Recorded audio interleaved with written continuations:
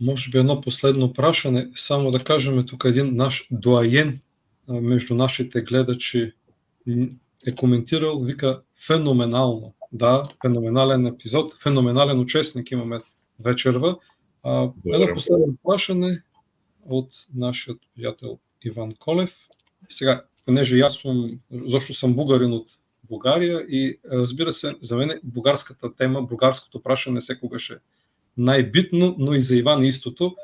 Господин Зеколи, дали перманентно одбиване на бугарите во уставот не ја дигна завесата на скриената бугарофобија? Ќе ми дозволите да водратам со едно провокативно прашање, на кој нема да дадам одговор, но кој е учеството на Софија во овие 60 години во држина на таа бугарофобична завеса?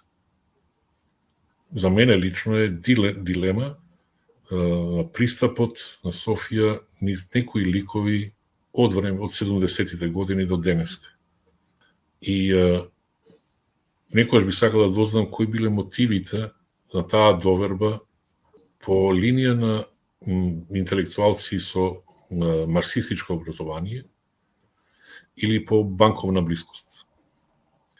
Затоа би било лицемерно да се го обвинувам само Македонија, но факт е, како што се деси на Албанија во нивниот избор на соработници овдека, мислам дека и од страна на Бугарија треба му похрабар пристап во разјаснување на која била улогата и пристапот и логиката во соработки со луѓе кои и биле делегирани по задача да бидат бугарофили, иако тоа не се. Но прашањето е, не е, ги знаеме кои биле лажните бугарофили, но колку во Софија, или вие лично знаете, за оние кои ја платиле цената на бугарофили.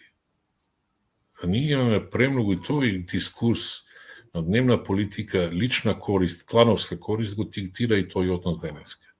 Но јас не кажувам дека треба да бидат прогласени како маченици, но ако не ги идентификувате луѓето во Македонија кои платиле цена поради тоа што така се чувствувале, точка, и околу тоа нема дилема. При тоа ја прикривате спремноста да се дискутира за луѓе кои ја имаат експлоатирано Софија поради приватни интереси, но преку тоа и во полза на интереси на непријателите или ривалите на Софија, тогаш вината тука не е сосема во Скопје, туку е во Бугарија. Што се однесува да завесата, ова прашање е поврзано со тоа првото што го поставив. Но вториот дел од одговорот е, сакам вам да ве запраша. Каков беше дискурсот во Македонија, не кај медиумите, туку кај граѓаните, пред 10 години? Незамисливо крајно негативен. Затоа има голем прогрес направен. Не може би толку колку што господинот Радев или господинот Борисов сакаат. Може би и не само по заслуга на Софија, но денеска да се збори за бугарите во Македонија се уште е критично, но е далеку по лежерно колку што било претходно. Треба да се вреднува тој прогрес, не е она што се посака, нешто е она што е треба, но фокусот не треба да биде само на проформа ставање на бугарите во уставот, туку да повеќе на хуманизација, на представување на бугарите во човечки лик и представителноста на Бугарија или на бугаринот, на уметникот како нешто што може да добиеме.